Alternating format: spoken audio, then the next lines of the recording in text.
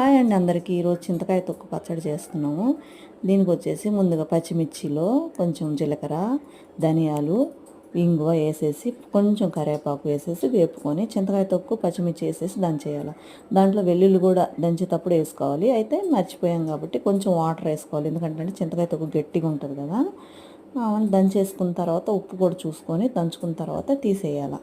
తర్వాత వచ్చేసేసి పోపు పెట్టుకోవాలి. పోపు వేసేటప్పుడే వెల్లుల్లి కూడా కచ్చా దంచేసి వేసుకోవాలి. ఆ పోపులో నెక్స్ట్ ఆయిల్లో వచ్చేసి ఇంగువ, పచ్చెనగపప్పు, జీలకర్ర, ఆవాలు, కరివేపాకు అన్నీ వేసేసి వేపుకొని ఆ చింతకాయ తొక్కు దాంట్లో వేసేసేస్తే ఒక 2 నిమిషాలు అయిన తర్వాత ఆపేయండి. చాలా బాగుంటుంది.